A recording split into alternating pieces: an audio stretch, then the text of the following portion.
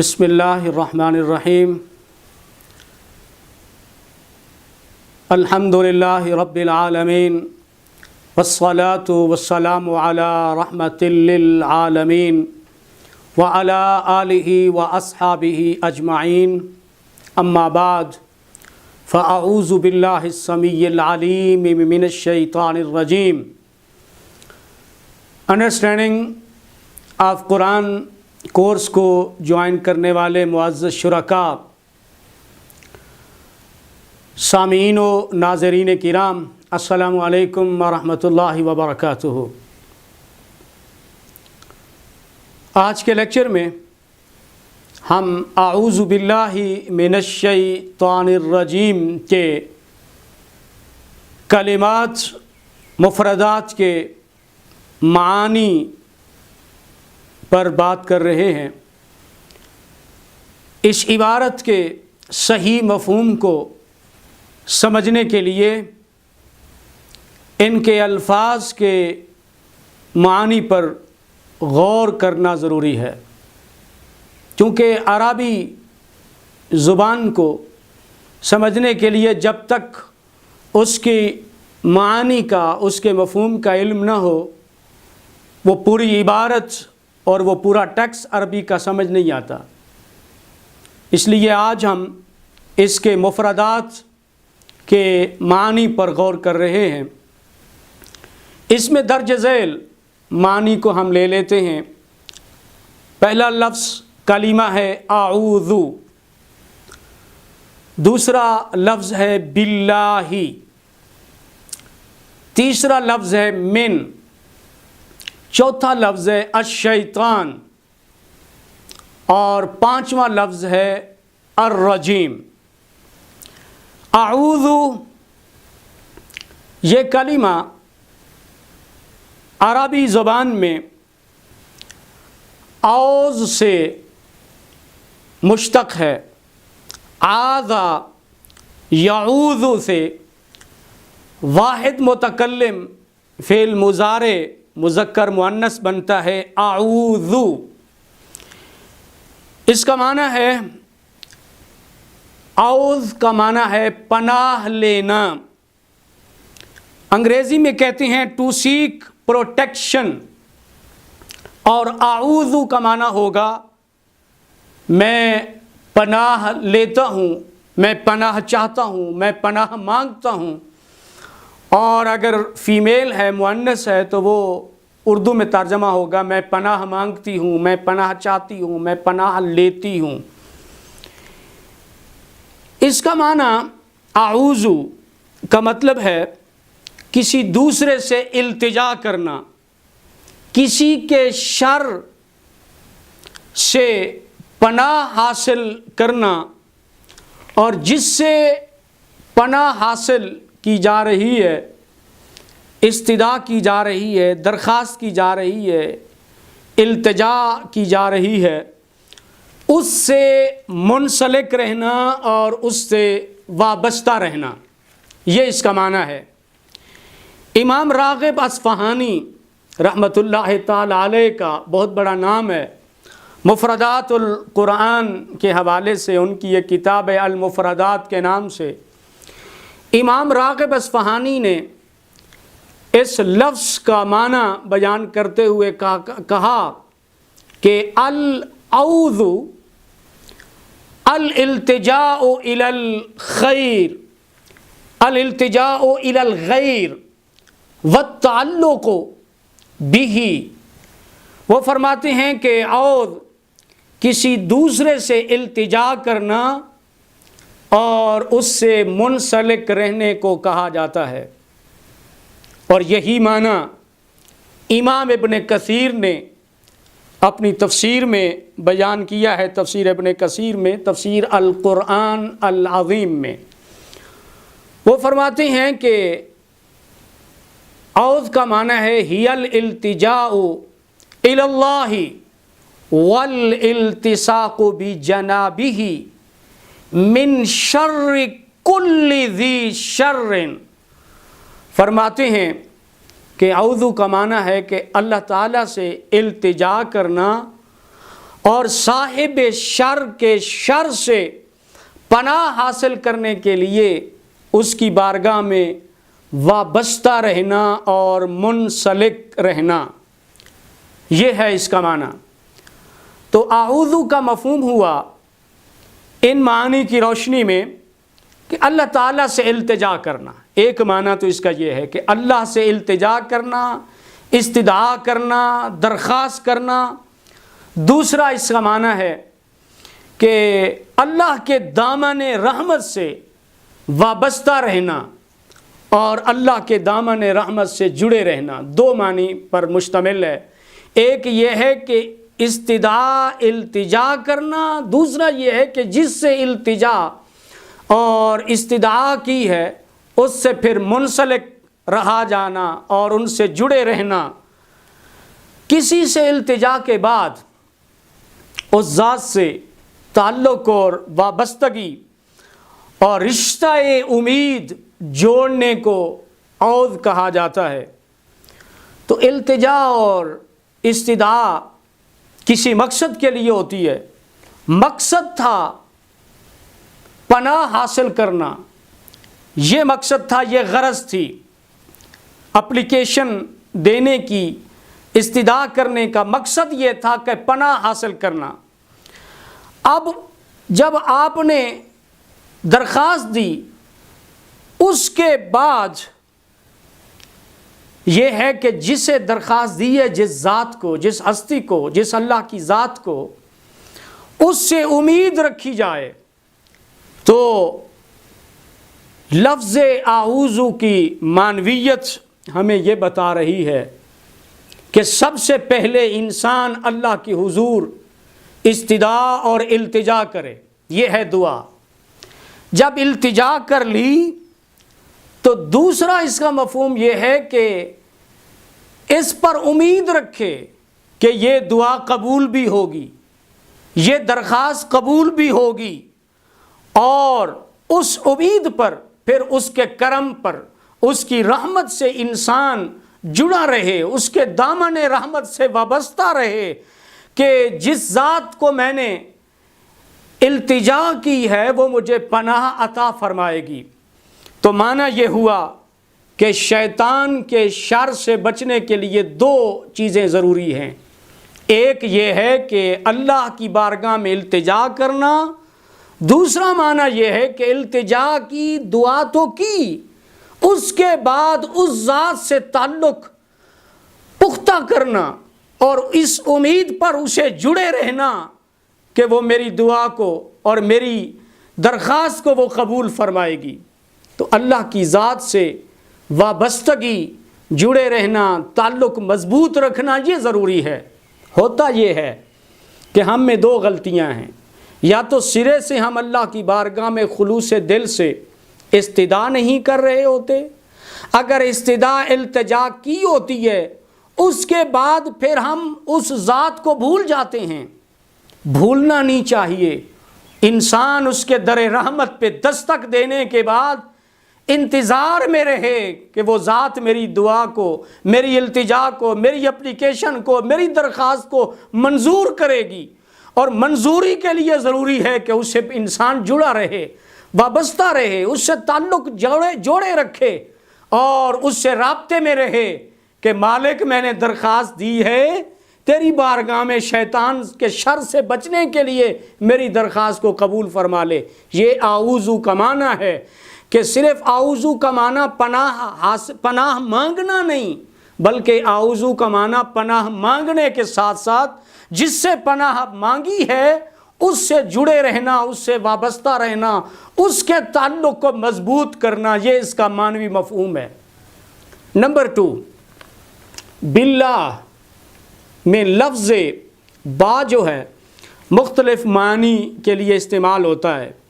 یہاں پر لفظ با استعانت کے معنی میں بھی ہے، لفظ با مصاحبت اور الصاق کے معنی میں بھی ہے۔ مطلب یہ ہوا کہ شیطان کے شر سے بچنے کے لیے اللہ سے مدد مانگی جا رہی ہے، یہ لفظ با کا معنوی مفہوم ہے۔ شیطان کے شر سے بچنے کے لیے اللہ کی معیت، اللہ پہ بھروسہ رکھا جا رہا ہے۔ تو اس لیے یہاں لفظ با کا معنی اردو میں کی کرتے ہیں کہ میں پناہ مانگتا ہوں اللہ کی، لیکن لفظ با استعانت کا معنی ہو تو گویا انسان اللہ سے مدد طلب کر رہا ہے، ہیلپ مانگ رہا ہے۔ اور با اگر مصاحبت اور الصاق کے معنی میں ہو تو معنی یہ ہے کہ اللہ کی معیت حاصل کر رہا ہے، اللہ کی رفاقت اور اللہ پہ بھروسہ، اس کے دامن رحمت سے وابستہ ہو کر انسان کہہ رہا ہے کہ مولا مجھے یقین ہے کہ تیری ذات سے ضرور میری مدد بھی ہوگی اور تو میری اس درخواست کو تو قبول بھی فرمائے گا۔ اس کے بعد ہے من الشیطان الرجیم۔ لفظ من عربی زبان میں ناظرین مختلف معنی میں آتا ہے۔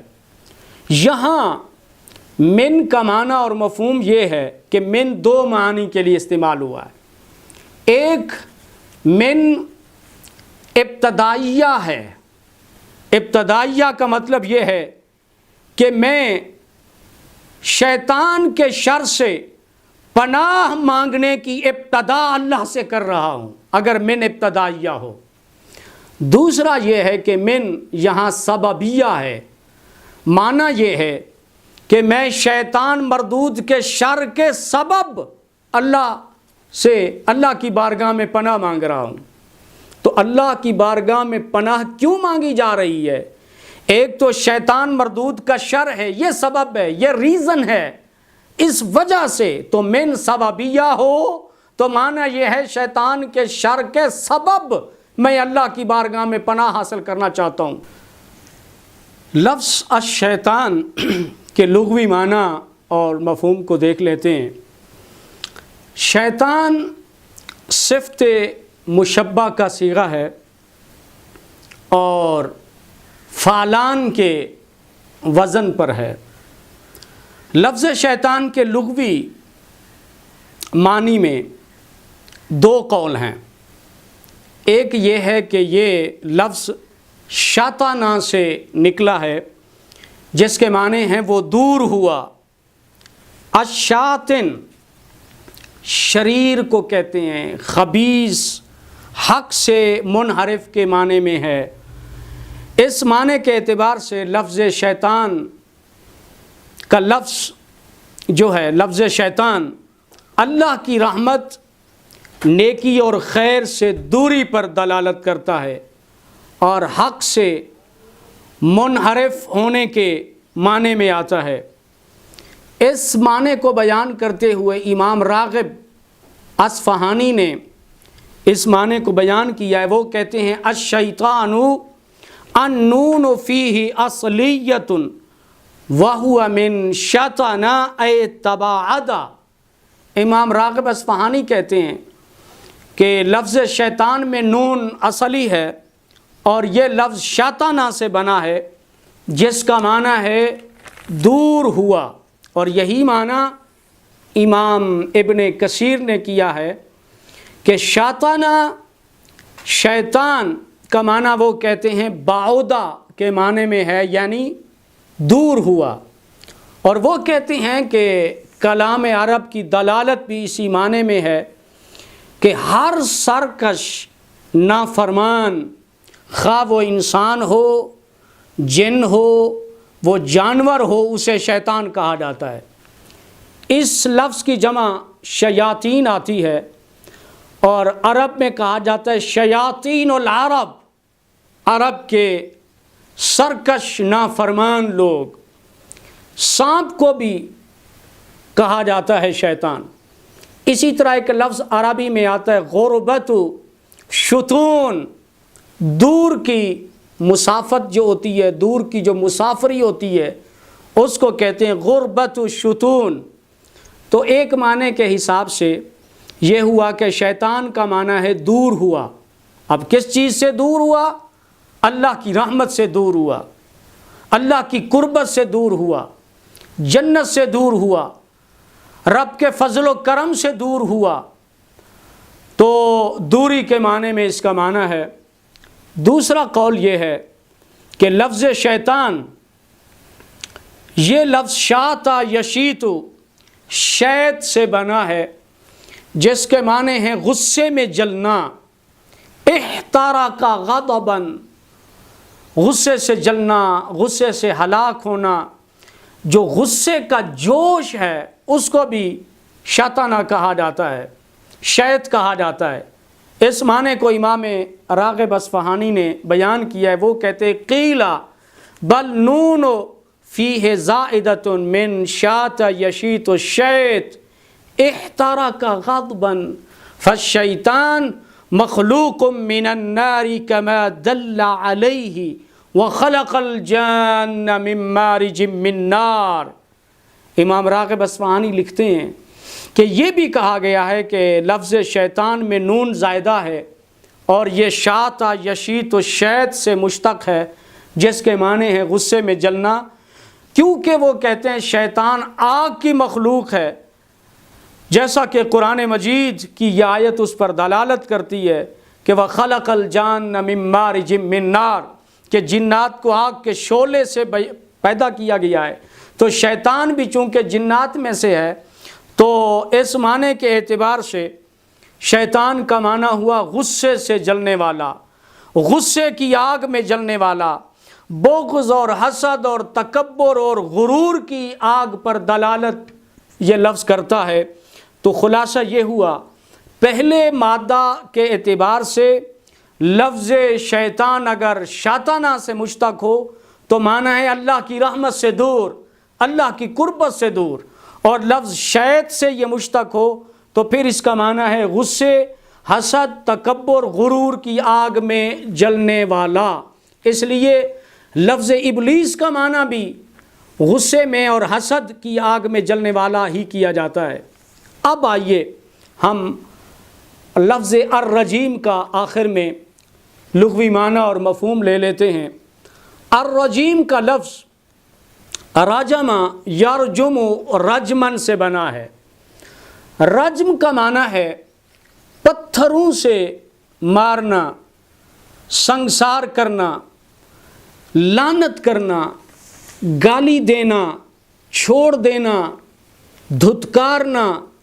تو الرجیم کا معنی ہوا رجم کیا ہوا، دھتکارا ہوا، مردود، ملعون۔ اور الرجیم اصل میں صفت مشبہ فعیل کے وزن پر یہ مفعول ہے، جو مرجوم کے معنی میں استعمال ہوا ہے، اس لیے الرجیم کا اردو زبان میں معنی کیا جاتا ہے مردود۔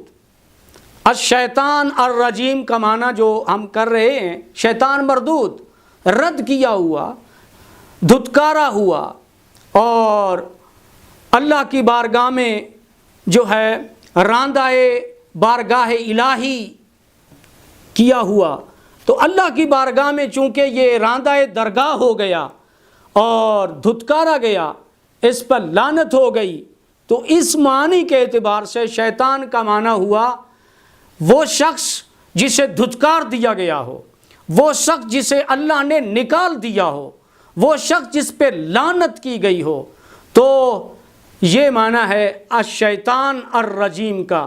تو یہ عربی زبان میں اس جملے اور ان کلمات کے معنی اور مفہوم کو سمجھ لینے کے بعد اب ہم اس کے اصطلاحی مفہوم کو انشاءاللہ اگلے لیکچر میں بیان کریں گے کہ شیطان کا لغوی معنی تو یہ ہے، اصطلاحی مفہوم شیطان کا کیا ہے، اور شیطان کے اطلاقات کن کن پر ہوتے ہیں۔ انشاءاللہ نیکسٹ لیکچر میں اس پر بات کریں گے۔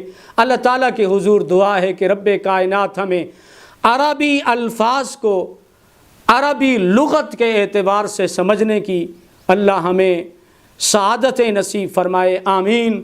وآخر دعوانا ان الحمد للہ رب العالمین۔